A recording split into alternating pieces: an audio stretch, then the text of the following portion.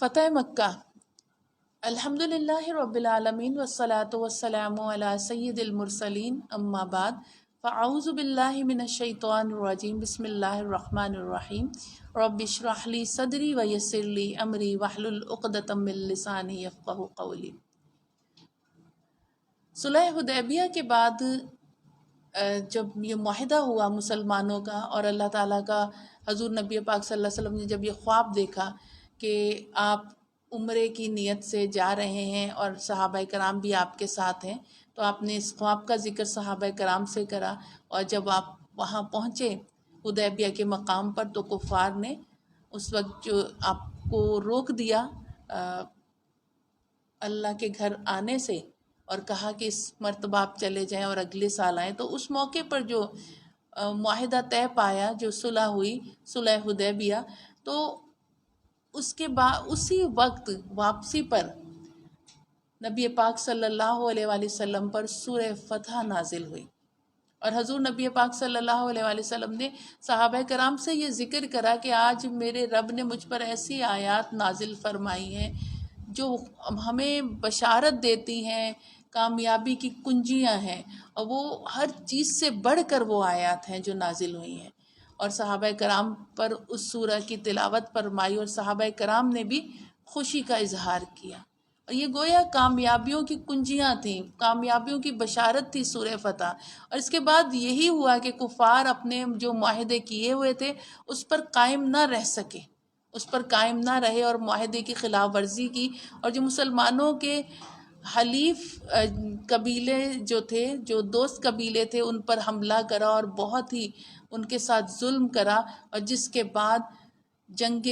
جو غزوہ فتح مکہ ہوا، اور نبی کریم صلی اللہ علیہ وآلہ وسلم جو ہے 11,000 صحابہ کرام کے کو لے کر مکے کی جانب پیش قدمی فرمائی، اور ایک مقام پر پہنچ کر حضور پاک صلی اللہ علیہ وآلہ وسلم نے تمام صحابہ کرام کو کہا کہ اپنی اپنی علیحدہ علیحدہ آگ جلاؤ، یعنی کھانے کے لیے علیحدہ علیحدہ آگ۔ اچھا، وہ آگ کیا تھی کہ دور سے دیکھنے والوں کے لیے ایک بڑی تھی، اتنے لوگ، اتنے کفار نے دور سے دیکھا اور پھر حالات جاننے کے لیے بھیجا، تو پتہ چلا کہ مسلمان آئے ہیں، اور پھر یہ جو فتح مکہ ہوا یہ شروع ہوا، اور اللہ تبارک و تعالیٰ نے مسلمانوں کو اور حضور نبی پاک صلی اللہ علیہ وآلہ وسلم کو کامیابیاں عطا فرمائی۔ کہاں ایک وقت یہ تھا کہ حضور نبی کریم صلی اللہ علیہ وآلہ وسلم تشریف لائے تو انہوں نے مکے میں داخلے سے روک دیا، اور آج حضور نبی پاک صلی اللہ علیہ وآلہ وسلم تشریف لا رہے ہیں، فاتح کی حیثیت سے، فاتح مکہ کی حیثیت سے تشریف لا رہے ہیں، اور یہ سارے کفار جنہوں نے ستایا تھا، جنہوں نے بہت تکلیفیں مسلمانوں کو دی تھی، جنہوں نے ایذائیں دی تھی، جنہوں نے حرم کعبہ میں داخل ہونے سے روکا تھا، یہ سب کھڑے ہیں،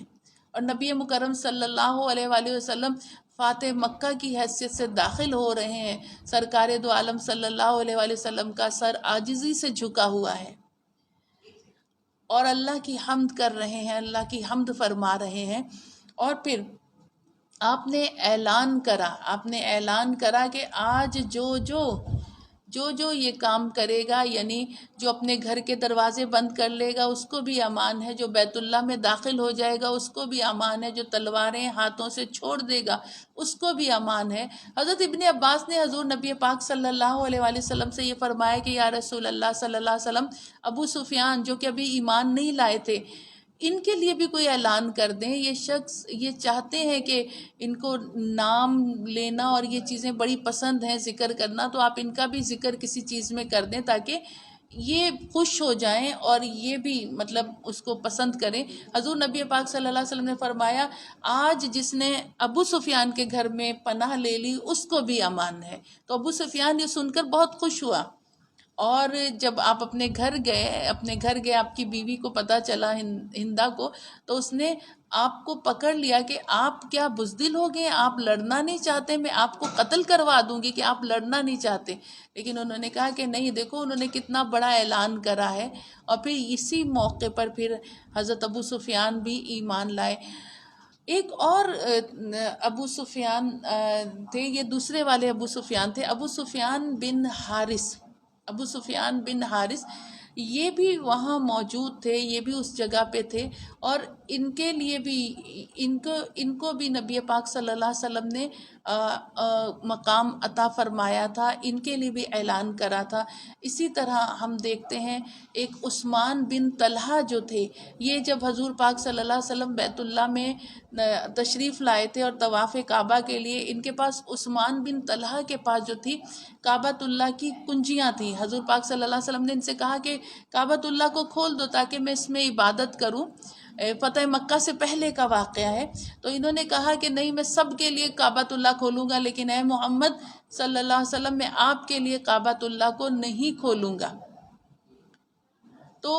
وہی جو تھے عثمان بن طلحہ جو تھے، ان کو نبی پاک صلی اللہ علیہ وسلم نے پاس بلوایا، کہا عثمان بن طلحہ کہاں ہے؟ وہ آئے اور عثمان بن طلحہ کو کہا کہ یہ کعبۃ اللہ کی چابیاں اے عثمان بن طلحہ آج سے تیرے حوالے ہیں، اور یہ چابیاں تیری نسلوں کے پاس، یعنی تیری اولاد سے اولاد سے اولاد کے پاس جائیں گی، اور کوئی تم سے یہ چابیاں نہیں لے گا۔ ہم دیکھتے ہیں کہ حکومتیں بدلتی گئیں، لیکن چابیاں آج بھی حضرت عثمان بن طلحہ کی اولاد کے ہاتھوں میں ہے، کعبۃ اللہ کی، تو جو نبی پاک صلی اللہ علیہ وسلم نے عطا فرما دی۔ پھر حضور پاک صلی اللہ علیہ وآلہ وسلم نے ان سے پوچھا کہ کیا میرے سے توقع کرتے ہو؟ تمام کفار سے پوچھا، تو کہا کہ ہم جانتے ہیں کہ آپ کریم ابن کریم ہیں، آپ کرم کرتے ہیں، معاف فرما دیتے ہیں، ہم آپ سے یہی توقع کرتے ہیں۔ حضور نبی پاک صلی اللہ علیہ وسلم نے فرمایا جاؤ، آج کے دن میں نے تم سب کو معاف کرا، جو ظلم جو زیادتیاں تم نے کری آج سب کو معاف کر دیا۔ اور اس میں کچھ لوگ ایسے تھے جیسے اکرمہ بن ابی جہل اور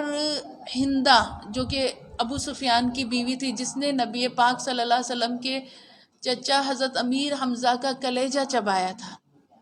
اور وحشی کو کہا تھا کہ ان کو قتل کرے، ان کو شہید کرے، ایک وحشی تھا۔ ان لوگوں کو جہاں دیکھو وہیں قتل کا آرڈر تھا۔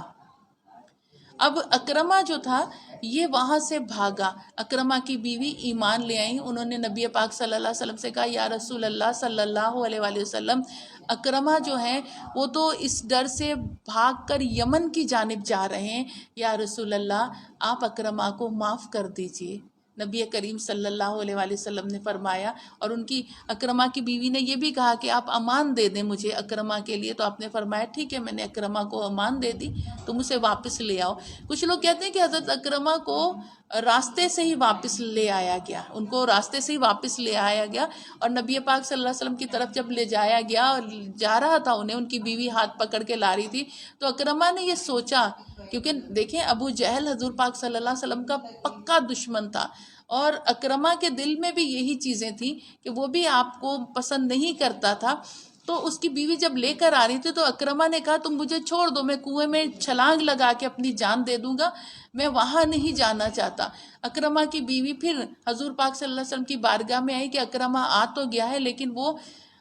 ڈر رہا ہے، وہ آپ کے پاس آنا نہیں چاہتا، وہ کنویں میں چھلانگ لگانا چاہتا ہے۔ نبی پاک صلی اللہ علیہ وآلہ وسلم تیزی سے اٹھے، اور آپ اکرمہ جب کنویں میں چھلانگ لگانے کی کوشش کر رہا تھا، آپ پیچھے سے گئے اور اکرمہ کے گالوں پر اپنے دستے مبارک رکھ دیے۔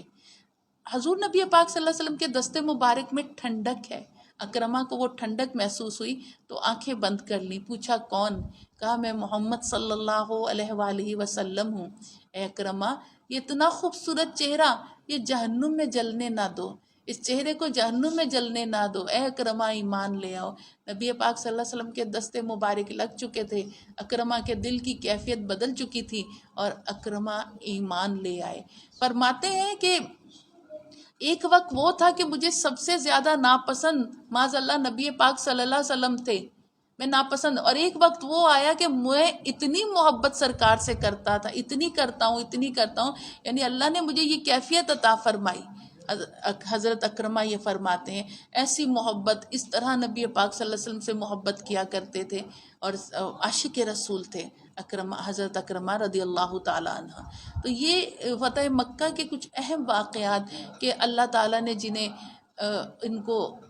امان دی رسول پاک صلی اللہ علیہ وسلم نے. پھر نبی کریم صلی اللہ علیہ وآلہ وسلم حضرت علی کا ہاتھ پکڑ کر کعبۃ اللہ کے اندر داخل ہوئے. حضرت بلال کو یہ کہا کہ اے بلال تم کعبے کی چھت پہ جا کے آذان کہو. حضرت سیدنا بلال جب کعبے کی چھت پہ تشریف لے کے، لوگ سمجھ رہے تھے آج کسی بڑے قریشی سردار کو کعبے کی چھت پہ بھیجا جائے گا اور وہ یہ اعزاز اسے ملے گا. لوگ حیران رہ گئے. لوگوں نے دیکھا کہ اسلام کیا ہے. اسلام رنگ، نسل، مال، دولت، رتبے کو نہیں دیکھتا.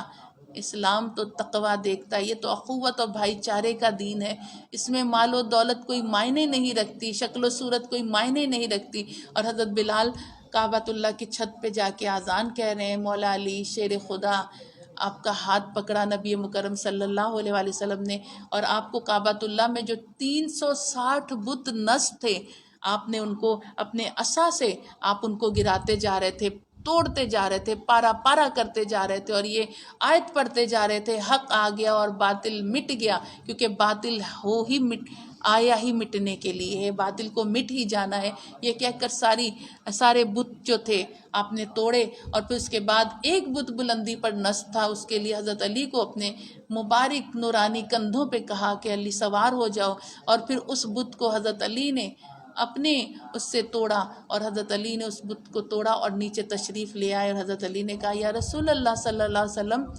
حضرت علی فرماتے ہیں جب نبی پاک صلی اللہ علیہ وسلم نے مجھے بلند کرا تو میرا دل چاہ رہا تھا کہ میں عرش کے کنارے پکڑ لوں، یعنی میں اتنی بلندی پر پہنچ گیا تھا. اور پھر جب میں اترا چھلانگ لگا کر حضور نبی پاک صلی اللہ علیہ وسلم کے نورانی کندھوں سے جب میں اترا تو میں نے نبی پاک صلی اللہ علیہ وسلم سے کہا یا رسول اللہ صلی اللہ علیہ وسلم میں بحفاظت بخیریت اتر گیا. تو رسول پاک صلی اللہ علیہ وسلم فرماتے ہیں کہ علی کیوں نہیں، کیونکہ تمہیں اتارا ہے جبرائیل علیہ السلام نے، تمہارا ہاتھ پکڑا ہے جبرائیل علیہ السلام نے. یعنی آپ یہ دیکھیے کہ رسول کریم صلی اللہ علیہ وسلم کی ذات کہ جن کے قدم عرش الہی پر، تو جس رسول کے قدم مبارک عرش الہی پر، ان رسول کریم صلی اللہ علیہ وسلم کے کندھے مبارک کہاں ہوں گے؟ تو جب ان کندھوں پہ حضرت علی کو سوار کرا تو وہ علی کہاں پہنچ گئے ہوں گے؟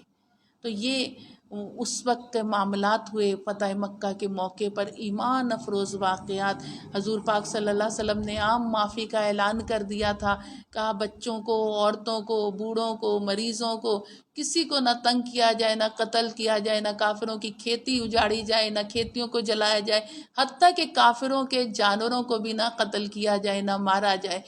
یہ دیکھ کر، یہ جو اسباق دیکھے لوگوں نے، خصوصاً کفار نے، کثیر تعداد ایمان میں داخل ہو گئی، کثیر تعداد ایمان لائے کہ اسلام تو اصل میں اخوت و بھائی چارے کا دین ہے، امن کا دین ہے، امن کا دین ہے. یہی چیز، یہی اسلام کا پیغام ہے.